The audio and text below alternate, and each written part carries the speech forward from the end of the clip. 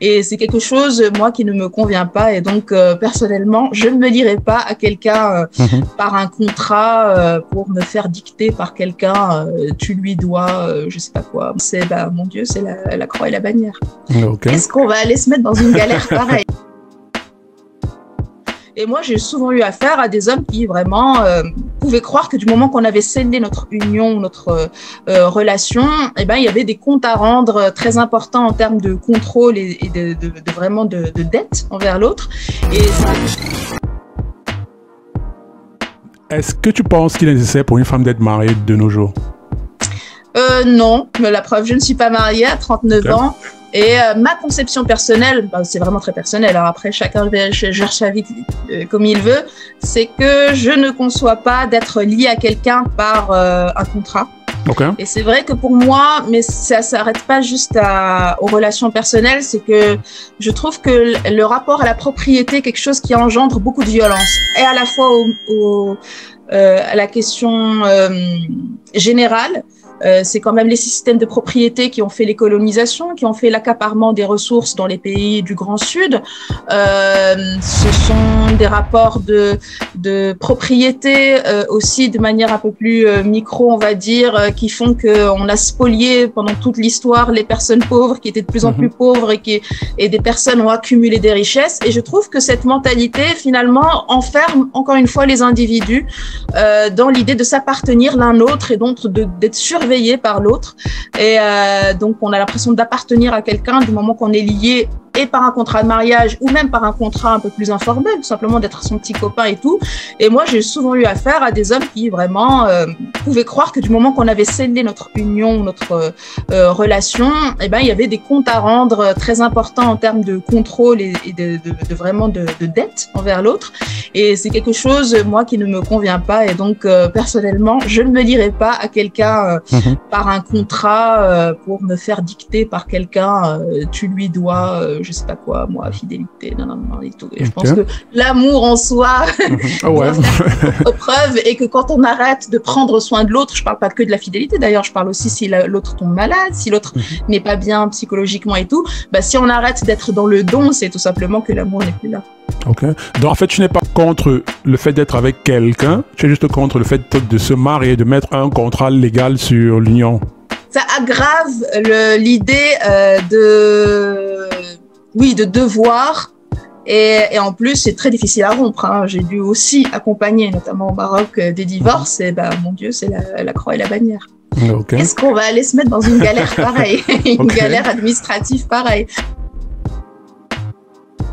À ton avis, qu'est-ce qui pourrait expliquer le fait que de nos jours, il soit de plus en plus difficile pour les femmes de se marier? J'ai l'impression que ce n'est pas seulement dans les pays occidentaux, c'est comme si même dans les autres pays, ça devient de plus en plus difficile, contrairement à, je sais pas moi, 20, 30, 50 ans de cela.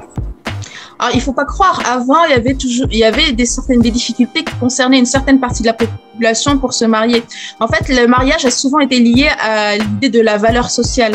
C'est-à-dire que souvent, on faisait des mariages, d'ailleurs, plus souvent de raison, et des mariages pour arranger les familles, pouvoir donner une valeur sociale à une fille parce qu'elle devait passer de la famille paternelle à la famille du mari. Et les vieilles filles, donc souvent, par exemple en France, qui ne s'étaient jamais mariées, elles n'avaient pas de valeur sociale, elles devaient squatter un peu chez leur sœur et leur mari. Voilà, elles étaient dévalorisées socialement. Et donc, il y a souvent eu aussi dans le mariage l'idée d'essayer de se coopter socialement, des hommes qui venaient de milieux assez pauvres. Et donc, s'ils faisaient un bon mariage, ils pouvaient monter là aussi dans l'échelle de la société. Voilà, donc il y a toujours eu dans les relations femmes-hommes l'idée d'être validé par la société. Même sans parler du mariage, le fait juste d'être en couple, la pression qu'on nous met pour être en couple, c'est-à-dire que notamment les filles célibataires, parce que les hommes célibataires, on va toujours dire oui, bon, ils vivent leur vie, ils ont besoin de s'amuser, puis à un moment, ils vont se ranger. Une fille qui est célibataire, elle sera toujours entourée d'un certain nombre de personnes. Non, mais on va te donner des conseils, pour enfin avoir l'honneur de pouvoir être avec quelqu'un. Et c'est quelque chose, effectivement, qui va être valorisé dans la société.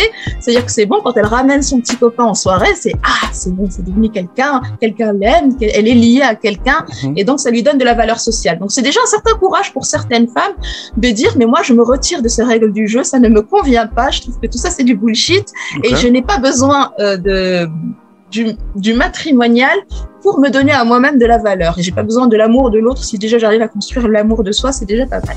Okay. Donc, je pense que aujourd'hui, il doit y avoir peut-être des questions sociales qui se posent. Je sais que dans pas mal de sociétés, notamment en Asie, il y a un énorme rebond des célibats parce que tout simplement, c'est vraiment, il faut montrer en fait sa valeur sociale là aussi pour arriver à accéder au mariage.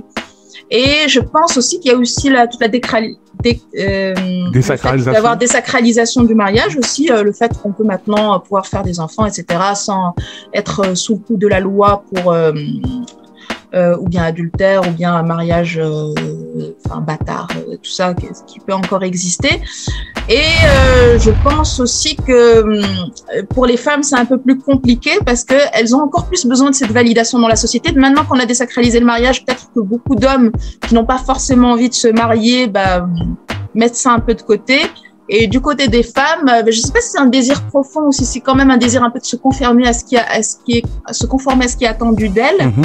Mais oui, il y en a beaucoup qui suivent le schéma. Elles se disent, mais pourquoi j'arrive pas à marier? Est-ce que c'est moi qui ai un problème ou pas? Mais je me dis que voilà, comme les mariages, ils sont beaucoup moins comme avant, arrangés, ou s'il y avait une date de péremption quand même assez... si tu t'es pas marié avant 30 ans, c'était la grande honte et tout. De fait, forcément, tout le système s'est ralenti et donc les années de célibat sont beaucoup plus longues. Ok.